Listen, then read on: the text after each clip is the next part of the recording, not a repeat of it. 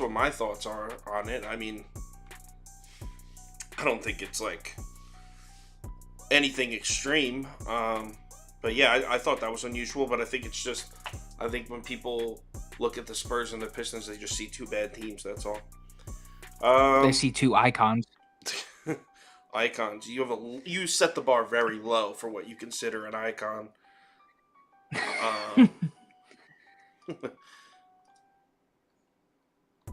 All right, so we're live. Oh, okay, word. First up is Bulls at Sixers. See, I put down Sixers and over. I don't like either of them much. In fact, I actually didn't even put the over on the final ticket, but for the show purpose, I'll put it on the screen. Obviously, we know the Sixers as a whole tend to move faster when Embiid isn't on the floor. Joel Embiid's out tonight, in case you didn't know. Probably should lead with that. And I'm betting Philadelphia even without him. The public's heavy on the Bulls here. And they still, despite the public being heavy on the Bulls, they still bumped this line up to 5 for a couple hours earlier today. Truth is, Philadelphia's been monsters at home. I keep saying that every single Philly home game because it's true. Despite missing out on the cover last game, they won by 3. I think we were laying 6.5, 5 on the closing line. This team's 16-5 at home this year. This is a very good team at home. And yeah, the Bulls have been pretty good on the road recently. In fact, they just had a nice little 3-game road winning streak. They beat Miami, the Hawks, and the Knicks all on the road in a row. Impressive. That's 3 nice Eastern Conference wins. And then the fourth one, the one that snapped the winning streak, was an overtime loss to Cleveland. So yes, the Bulls have looked pretty solid on the road as of late in the last 10, 11, 12 days or so. But the truth remains that this Bulls team is not a good road team over the course of the season. They're just 7-12 on the road this year. So without Embiid, I expect Montrezl Harrell to play extended minutes again. He saw 28 minutes the other night when Embiid was out. It looks like he's going to be the guy getting the minutes instead of Paul Reed, which is weird because I thought earlier in the season I saw Philadelphia 76ers Twitter praising Paul Reed. So I guess Harrell's won the second center spot over there. And I am a little worried about him on the defensive end because Vucevic is a talented scorer. He could potentially have a nice offensive day. But overall, Caruso can only cover one, Harden or Maxey. So I expect Philly to just switch screen off whoever they want to get the look. And I think Philly should have a good day scoring the ball, which is also why I'm on the over because I can see the Bulls scoring some points too. Yeah, I just want to add, I don't think Caruso is going to play today. He suffered an ankle sprain in his last game. You usually don't come back the very next game from those. And also, when he gets injured, it tends to be for a little bit of a prolonged period of time. So I'm not exactly He's not ruled out, though. I'm looking at it right now. He's not ruled out. No, I know he's not ruled out, but he still has an ankle sprain and is questionable. So are you calling an ankle sprain, you don't really play on the next day. Are you calling him soft? It's up to your discretion. Now, for my play, I'm talking Zach LaVine. I'm going over 29.5 PRAs. I'm not normally the biggest Zach LaVine guy, but I love the spot for him tonight. Coming off a game where he had just 11 field goal attempts against the Nets. He always seems to show up against the 76ers, cashing his last 12 of 13 games against them, averaging 36 PRAs, and he missed for the first time this year against the 76ers at home. Just like DeRozan, just like Vucevic, this is a guy who shoots much better on the road. And on top of that, he's starting to finally see his true minutes. He's had 36-plus minutes in his last 9 games, and with 34-plus on the season, the guy is 19-4 to the over, averaging 34. On the road, he's 11-2, and that average jumps to 34.6. Philly is a bottom 7 defense against shooting guards in points per game, 3-pointers made, and rebounds over the last 2 weeks. And with Caruso most likely out, in my opinion, I think that will open up more assist chances for him as well. I like that LaVine is not too reliant on one of his shots. He could shoot from the mid-range. He could shoot the 3-point. He could drive to the rim. And I think that he's going to burn them in the paint with Harrell and Tucker distracted by Vooch. And he's going to shoot some 3-pointers because the 76ers are allowing the 3rd most 3-pointers to shooting guards over the last 2 weeks. All right, so I was switching something up on the screen when you said the pick. What was the pick? Zach LaVine over 29.5 PRA. Zach LaVine over 29.5 PRA.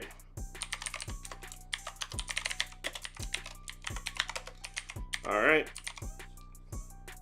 Let's move on to the next game, which is... Oh, to answer someone's question, they're asking where to get the bets and money. What I show here on my YouTube channel is an average of 6 different sources. My theory is websites get this data from different sportsbooks. They all have partnerships with different sportsbooks. So this is a combination of Action Network, BetQL, Sports Betting Review, Yahoo Odds. There's 6 of them that I use because my theory is if they're all using different sports books, if I get all that data and average it together, it should give us a rough estimation. Out of those 6 I just named, 4 of them are paid services, so they're not stuff that you just go log on and see, to answer your question. Toast is up like 7 units on the season. Yeah, I didn't really get that comment. Like, he's killing it. Anyway, Blazers at Pacers next, and I didn't want to do it. I didn't want to be here, but I'm on the Indiana Pacers in this one, and this line has actually moved to 2. When I made these graphics a couple hours back, it was at 1.5. It's at 2 now, so I'm on Indiana minus 2. You know what? What I wanted to start doing was blowing this up so people could see this real quick. There you go. People have a better view of that. So these are actually the 2 best teams in the NBA against the spread right now. Indiana's first at 24-15, and Portland's second at 22-15. The problem is they're both kind of trending in opposite directions. Well, specifically Portland, just 4-6 against the spread in their last 10. So Blazers not playing the quality of basketball they were earlier in the season. And here's the real kicker. Blazers are 0-5 against the spread in their last 5 road games. So tough to get on board with Portland there. And if you look at their last 5 road games, I can understand the losses to Denver and Golden State. Completely understandable. The Warriors at home are crazy, and the Nuggets might be the hottest team in the NBA, especially at home right now. But back-to-back losses at Oklahoma City, you got to take at least one of those. And then a loss at Minnesota is really concerning as well. I lost the bet on that game too. I had Portland minus 1.5, Minnesota 1. So yeah, it's a really unacceptable bad play coming from the Portland Trailblazers on the road recently. This game opened up as a pick. I know the public's heavy on Indiana, and some people aren't going to like that. This game opened up as a pick, and it has moved up to all the way to Indiana minus 2. So despite, I know some people are going to be hesitant to bet the public side, the line movement has moved accordingly. There's nothing sketchy going on here. Here's the last stat I'll give you. The Pacers' 4 leading scorers, Hield, Halliburton, Turner, and Mathurin. They're shooting a combined 54.7% from the floor in their last 5 games. All 4 of these guys have a hot hand right now.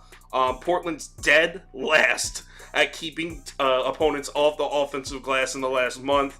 I expect the Pacers to score a lot of points in this game. Yeah, the Pacers' defense isn't the most reliable, but I don't think Portland can keep up. Yeah, I agree with you there. My favorite play for this game is Miles Turner over 25.5 PRAs. You may look at his last 10 games and go, you say 25 or 29? Wait, 25 or 29 and 25. 25. So you may look at his last 10 games and go, what the hell are you talking about? Where's the value? But he had a weird stretch in those games where he played 25 or less minutes, and I think it's thrown his line off, which is great for us. Over his last 4 games, he's averaging 34.5 minutes per game, failing to go under once. And with 30-plus minutes at home, Turner's 9-3 to the over, averaging 30.7 PRAs. Now he faces a Portland team that he had 35 against on the road in December. Considering Turner's much more productive at home, that says a lot to me. And Portland's main struggle defensively this season, guarding opposing centers. Over the last 30 days, they're bottom 10 in points per game allowed, 3-pointers made allowed, rebounds allowed, and they're allowing the 3rd most assists to opposing centers. I think the number is 2 PRAs lower than it should be, and because of that, I'm going to ride with Turner. I can get with that. Definitely don't see Nurkic going out there to guard Turner 24 feet from the basket, that's for sure. Yeah, I think he's going to play a lot of drop coverage. It should be nice. Exactly. So I went back and forth here. No, not really back and forth. I was pretty much on the side from the beginning, but I was trying to get off of it. I'm on New Orleans. As was I. I was like, oh man, I don't want to fade the Nets. Give me something. And the more I look, the more I really think this is a nice, sneaky, sharp play here. So first, let me show you Let's try to blow this up. I got to figure out a faster way to do this. I have to click and drag this up every single time. So you could see this is a typical pros versus public type game. Public's heavy on Brooklyn. Sharp money definitely on New Orleans. So looks like I'm siding with the Sharps on this one. As far as matching these two teams up on the court, obviously both Brandon Ingram and Zion are out for the Pelicans tonight. But New Orleans has basically been a must bet at home for a while now.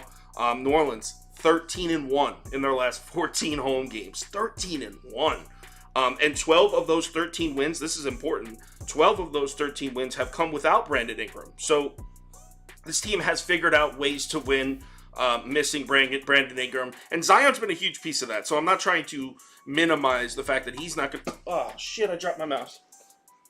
I'm not trying to minimize the fact that he's not going to be on the court. But there's a lot of guys on this Pelicans roster that are logging some really good minutes right now. And I knocked my screen off. But to name a couple, I know that both CJ McCollum and Trey Murphy both are averaging over 50% three-point shooting over the last 10 games. Herb Jones obviously has returned from injury a few games ago. We don't know how important he is on the defensive end. I just think this Pelicans team at home can overcome the fact that Zion isn't there. Everyone's betting Brooklyn. Public's heavy on Brooklyn, so I'll fade it. Yeah, I'm totally in the same boat. Public's on the Nets, money on the Pels. Line drops from 5 to 4 on some books, so that's already something I like to see. I don't like the matchup much for the Nets offense, as they rely heavily on the mid-range, sitting first in frequency and efficiency over the last 30 days. But guess what? Those Pelicans at home, they're pretty good defensively, and they can match them because they're sitting top 5 in mid-range efficiency over the same span. The Pels' biggest defensive weakness, it's at the rim. I mean, Jonas Valanciunas is simply not a rim protector, as big as he is. But guess what? The Nets are a bottom 10 team in rim frequency, so who knows if they could even exploit that. This is the Pelicans team that's 12-1 straight up at home, as you said, without Brandon Ingram, and 6-1 at home straight up without Zion. If you're going to give me points, then I'm going to take them. I think what the Pelicans lose in offensive firepower with Williamson and BI is replaced with defensive firepower and guys like Herb Jones and Najee Marshall and stuff like that. Cool. Nice. I like being on the same side of that one because it's definitely it's one of those plays where you know it's the right side, but you're looking at it like this sucks. So let's move to the next one, and here we are on Knicks at Raptors. This one, I capped the whole game out, and I just looked at the line early, and then I was just looking at nothing but stats. I wasn't looking at trends or anything betting related, and I wrote this whole write-up up taking Toronto plus 3.5. And I was like typing in there, like, there's no way they should be getting 3.5 points at home here. Like, type this whole thing. And then I go to put it onto my sheet, and I was like, holy shit, they're laying 3.5. Now it makes a lot more sense. I'm still on Toronto, but not. This is. I actually don't even think I put this on the VIP. I don't think I probably not even gonna bet this game. Basically, my reasoning are as followed. Oh, real quick, if you want to see. I don't know how big this is on your guys' screen, so I'll just blow it up for a second so you can see it. Public heavy on the Knicks, money heavy on the Knicks, so everyone is on New York here. Also, a little bit of reverse line movement too, because this line was Toronto -2 last night around 5-6 p.m. Eastern time. So a little bit of reverse line movement there. The Knicks have won 3 in a row, and I'm sure that's a big reason into why everyone's taking him here. But the Raptors are 1-4, by the way, in their last 5. So I see why the public is on the Knicks. That being said, if you look at their recent schedules, the strength of schedules between these two teams in their last 3, 4, 5 games, they just don't match up. These are 4 of the Raptors' last 5 games. They lost to the Bucks, the Clippers with Kawhi and PG, the Grizzlies, who are beating every single team in the Eastern Conference, are just taking turns routing them. And then at Indiana, we know how good the Pacers have been at home. That's a tough 4 games to play in like a 9-10 day span. There's a lot of teams that are going to be 2-3, 1-4 in that span. And they also beat the Suns too recently, Toronto. I know that the Raps really haven't shown us that they can be trusted at home recently, or maybe even this season as a whole. But history's on our side here. The Raptors have been one of the best teams to bet over the last 2-3 years. So We know that this team, who's still mostly built with the same main pieces that they've had for 2 years now, we know that they're capable of being an elite team at home, and I think it's only a matter of time before they start covering numbers left and right at home. So I'm going to lay the 3.5 against the Knicks. Yeah, my bet for this one, I'm going Julius Randle over 10.5 rebounds. This guy is a force on the boards. You cannot get this man off the glass. The last few times he faced the Raptors, he had 14 and 13 against them. And with Barrett out, this dude's a flat-out wagon, cashing his last 7 of 8 in these spots, averaging 13.3 rebounds per game. Over his last 10 games, he's averaging 40 minutes per game. With 38 plus on the road this season, Randle is 8-0 to the line going back to last season, averaging 14 a game. The icing on the cake, the Raptors are allowing the most rebounds per game at home to opponents over the last 10 games.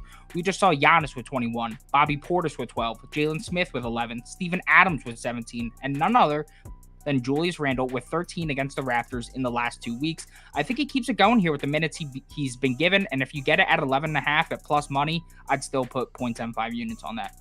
I was looking at rebounding numbers yesterday, and I saw Julius Randle. I think I was looking at the last month or maybe the last 15 games, and Julius Randle was third in the NBA in rebounding. I think it was in the last 15 games, if I'm not mistaken. So, yeah, he's on the glass for sure. Yeah, he's insane right now. Next up, Wizards at Thunder. I'm on OKC here. I'm sorry. I'm on Washington here. Wizards plus 1.5. Let me move everything into place. First, I'll blow this pie chart up so everyone can see these. All right, so this line actually opened up Oklahoma City plus 3. That's what it was yesterday evening. But then it was announced that Bradley Beal wasn't going to play in this game for the Wizards, and it's moved a full 4.5 points towards the Thunder. We're now looking at OKC minus 1.5, and check it out. We're looking at another pros versus public game here. Public is on the Thunder. Sharps are on the Washington Wizards, so similar to the Nets-Pelicans game. And I'm siding with the pros again here.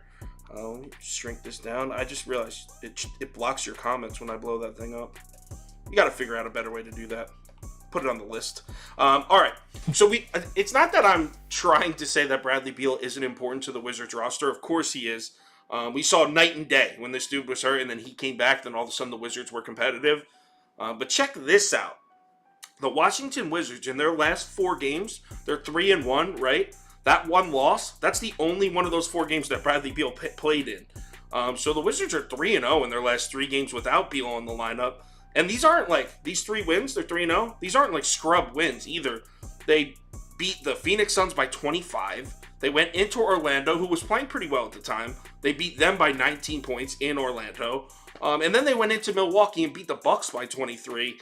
That was Giannis and Holiday and Middleton, I believe, all sat in that game. But still, to go into Milwaukee and just rout the Bucks, even without those guys, is still an accomplishment. The point I'm making is the Wizards have been playing well without Bradley Beal, and I don't see any reason why we don't take him here against OKC. Siding with the sharp money. Give me the Wizards. Yeah, this is my single least favorite bet of the day. I'm going to put the Thunder up. It's disgusting, but I just don't trust the Wizards. I really don't. They're 3-6 on the road without Beal, but their 3 wins come over the Hornets without LaMelo. I believe Rozier didn't play in that game either. The Magic with an 8-man rotation, and the Bucks without their big 3. The Thunder rely heavily on driving to the rim, sitting 3rd in frequency over the last 30 days, and Washington is a bottom 10 team in defensive rim efficiency during the same span. Meanwhile, the Wizards, as an offense, they rely heavily on the mid-range even without Bradley Beal. But the problem, OKC's top 10 in both frequency and efficiency defensively in the mid-range over the last 30 days. Take into account that the Thunder are 5-1 against the spread in their last 6 against Washington, and SGA always seems to pop off against this team, and I think they could pull off the win here again. Yo, do me a favor and describe the situation at center for the Oklahoma City Thunder and how they plan to stop Kristaps Porzingis. Dude, I have no clue, but that line is pretty sus. It almost feels like too good to be true. What? Kristaps scoring? Yeah. What's it at? I think it's at like 23.5, maybe 24.5. And you didn't want to take it because you're a coward? No, I didn't want to take it. No, because I don't like the Wizards. I actually like this bet. I like it. After hearing your counter argument and like that's all the ammo you had, I like it. I'm definitely on Wizards. All right, Charlotte at Milwaukee. Fuck this game, man. All right. So it really seems like the books are trying to make our decision for us here, and take the points with Charlotte because the Bucks haven't beat anybody by 10 points in a while. I'm on the Bucks. Give me Milwaukee minus 10, and I'm also taking the Hornets team total under 110.5. You can see here, sharps are all over Charlotte. This line was 11 last night. It did drop to 10, so there is a little bit of movement in reaction to that. That being said, like I just said earlier, Saturday, December 17th, home against the Utah Jazz. That's the last time the Bucks beat a team by more than 10 points. They really haven't shown us anything in recent history to indicate they should be laying double-digit points against anyone. Drew Holiday is back, though. He's back on the floor, and it's a especially nice addition against this Charlotte Hornets offense. So I'm talking about Drew Holiday's defense specifically here, because we know what the Hornets offense is. It revolves around two guys, well, three, but one of them's hurt. LaMelo Ball, Terry Rozier, Kelly Oubre. Oubre's out. So it's Ball and Rozier in the backcourt. Having Drew Holiday to play defense on the perimeter is just huge in this matchup. Hopefully he's 100%. I haven't read anything as far as, like, is he on a minutes restriction or anything like that. It's not one of my favorite bets, so I didn't really dive into it. But I like the Bucks to really put a stamp down here and win comfortably. Also, in the past 3 weeks, Charlotte Hornets are 29th in the NBA in offensive efficiency. So in the past 3 weeks, the Hornets have the second worst offense in the NBA. The Milwaukee Bucks, third in defensive efficiency. So in the past 3 weeks, month, you're looking at one of the best defenses in the NBA at home against possibly the worst offense. So give me Milwaukee. Yeah, I mean, this is an easy one. There's no way I'm betting the Hornets right now. Are you kidding me? I mean, the other night, John Morant let the ball roll onto the court, stood there for no joke, 20-plus seconds, and then after screaming by the Hornets bench, they finally got on Morant. It was 27 seconds. That was down 27 seconds. And that was down 30-plus at home. This team has no discipline, no defense, a horrible coach, and zero leadership. Take into account that the Bucks are 6-3 against the spread at home for Charlotte since 2017, and this is by far the most disgraceful Hornets team that is coming to Milwaukee in a long time, and I think the Bucks beat the living shit out of them. The Bucks beat the Hornets by 9 at Charlotte earlier this season with no Middleton, no Giannis, and no Holiday. I think they could do it with at least two of them. Yeah, I mean, Middleton's definitely out, but I believe Holiday's going to play, last I looked. You know what, let me... Holiday's going to play. Gonna play or should play? Like, because I'm seeing game time decision here. It's the green. Oh, okay. Green is good. All right, let's move on to the next one. We still have 5 more games to do, so... the Pistons. That's hideous. I think this is the game that we were talking about, right? You might, if you were on in the beginning, you might have caught us. Oh no, I did the graphics wrong. It says Detroit minus 1/2. It's Detroit plus 1.5. Sorry about that. So I'm on Detroit getting 1.5 here. You can see down at the bottom. You know what? Let me just blow it up. That I couldn't really get data on this game. You can see the NAs at the bottom. Most of my sources weren't showing anything for this game. But it does look pretty, like the consensus is pretty clear now. Action's definitely on the Spurs. Tickets, money. People are betting San Antonio. And this game opened up as a pick and has moved 1.5 points towards the Spurs. And that's exactly what me and Prop Beaver were talking about right when we were going live. Was why is everyone betting the Spurs? They're so awful. And I think the general consensus on it is this is 2 bad teams on a short line. I'll take the one at home. I'm thinking. But I don't really care what they're thinking. The reason I'm betting the Pistons is because they're a better team and there's no Devin Vassell in the lineup for San Antonio. He's their second leading scorer and arguably their second best player. Keldon Johnson. You know what? I bet you can make an argument that Pirtle is more important to the team than Vassell. Actually, I don't know. Either way. No, you can't. I think Pirtle's piss. Dude, he started off bad this year, but he's actually a pretty solid defender. But either way, Devin Vassell, huge hit to the Spurs lineup. I'm rocking the Pistons here. I think they should be favored. Yeah, I'm good off this game. I I would just rather not. I would rather give a tidbit. I'm not betting it today because the Pistons have actually been pretty good against small forwards lately, and Keldon Johnson struggled against them in the past. But Keldon Johnson without Devin Vassell is kind of a wagon. I think he's 6-1 to his over this season, averaging about 28 or 29 points per game, and usually his line without Vassell is set at 25.5.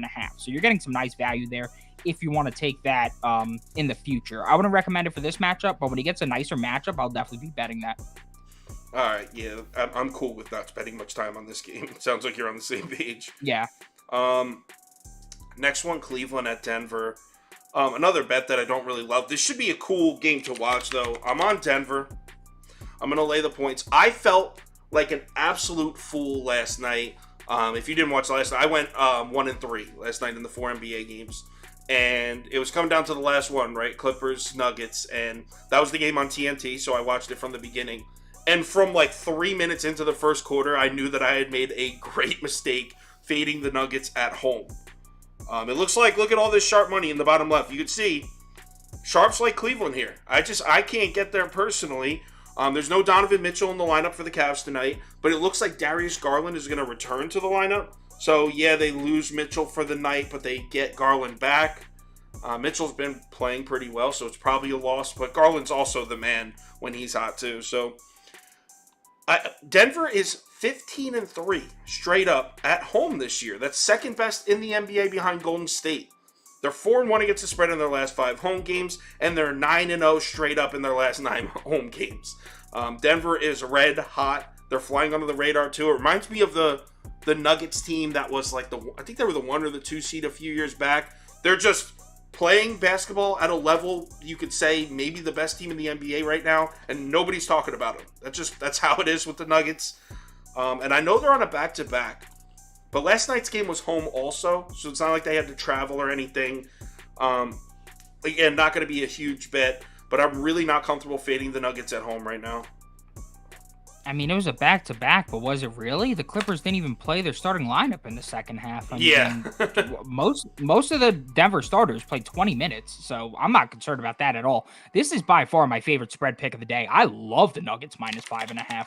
The Sharps are on Cleveland, but are they nuts? I mean, the Cavs are 2-10 against spread in their last 12 road games, and their main contributor for this game from a scoring perspective, Darius Garland, well, he sees a 15% drop in field goal percentage and 16% drop in three-point percentage from at home to on the road, averaging 9 less points per game.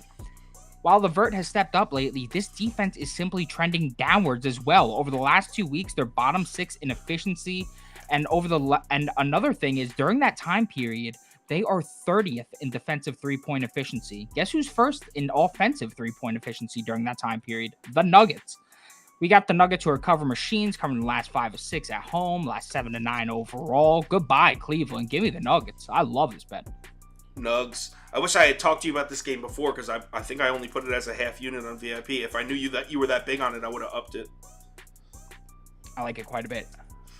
All right. Clippers at T-Wolves here.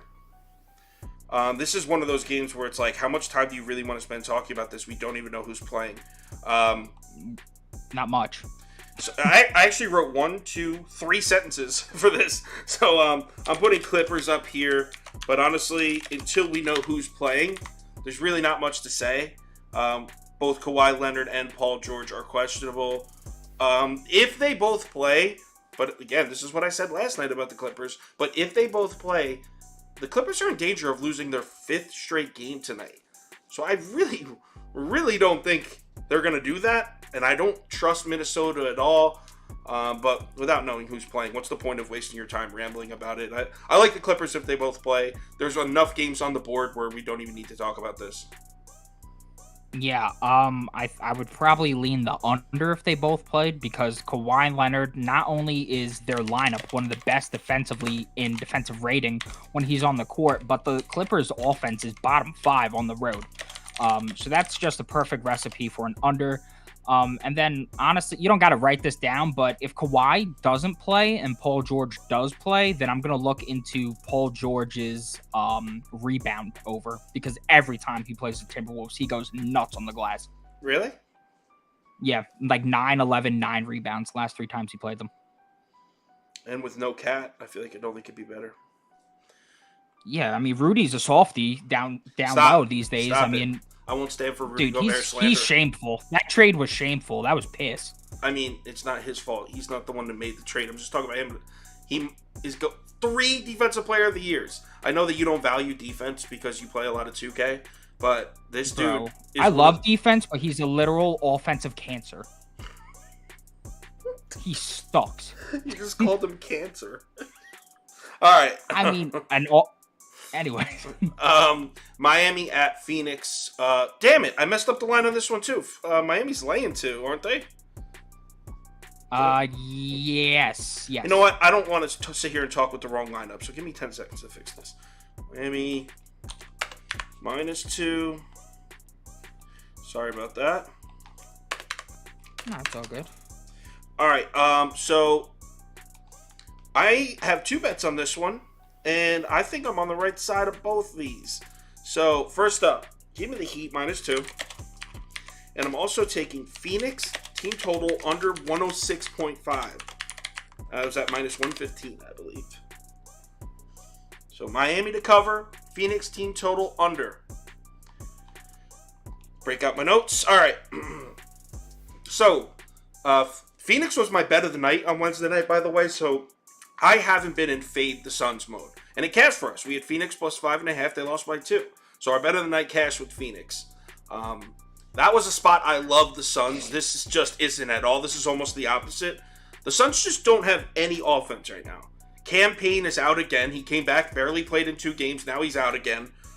Still no Devin Booker. Still no Cam Johnson. The Suns are just missing too many of their most important pieces on the offensive end. They're still a good defensive team, but they just can't score. Combine that with the fact that the Heat have been playing great defense on the road all season. Miami's 6-2 in their last 8 road games. The loss to the Lakers the other night sucked. That was a bad loss. I think they only lost by 3, but still, that's a bad loss. Other than that, their only road loss in their last 8 road games was at Denver. Nobody's winning at Denver. So this is a team Miami Heat team that's playing really, really well on the road.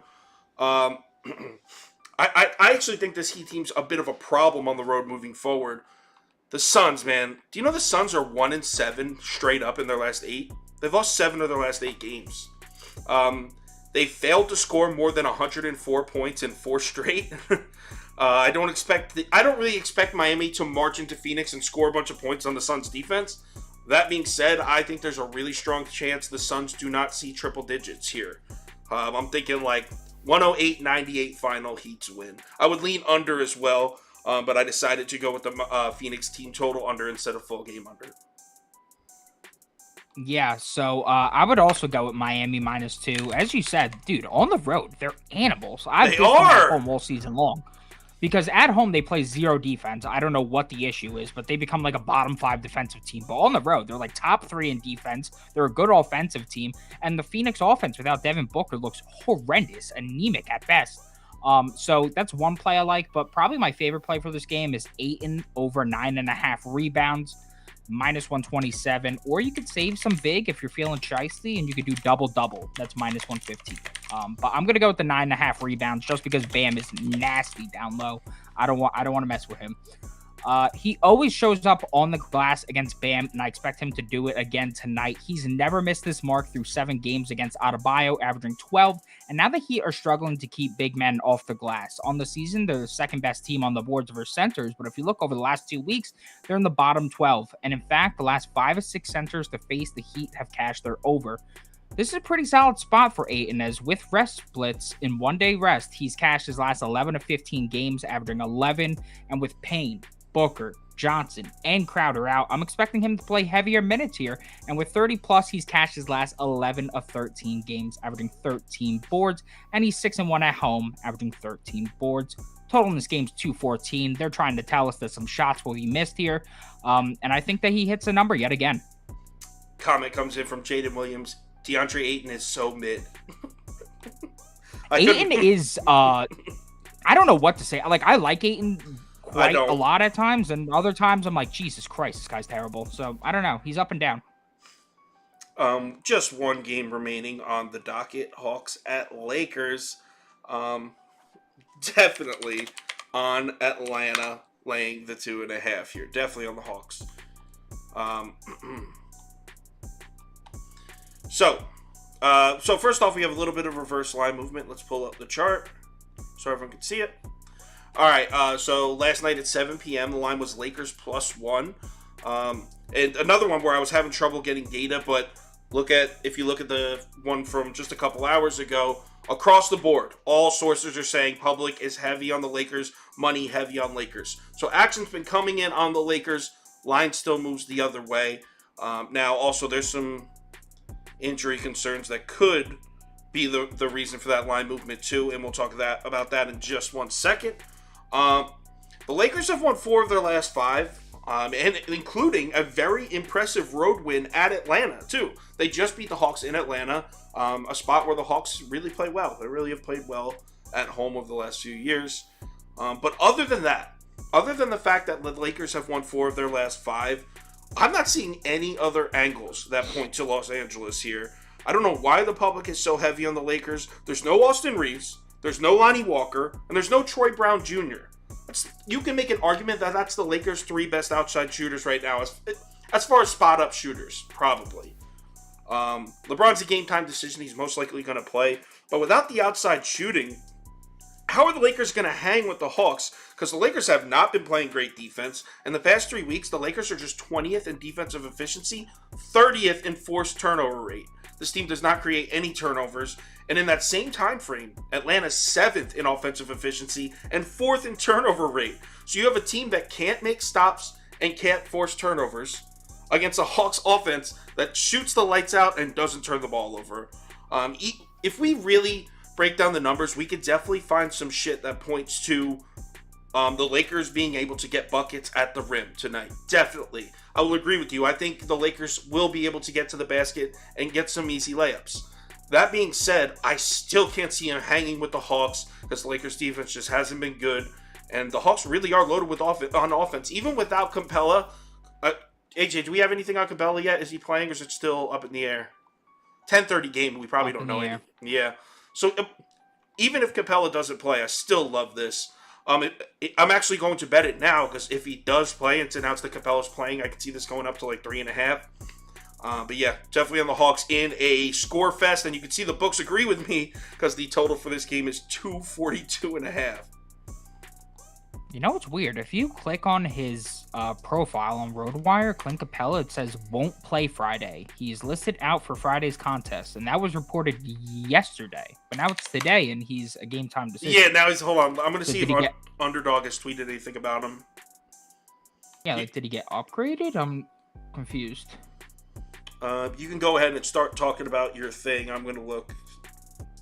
Yeah, I mean, I'm betting Westbrook over 7.5 assists, minus 115. What? I like it a lot.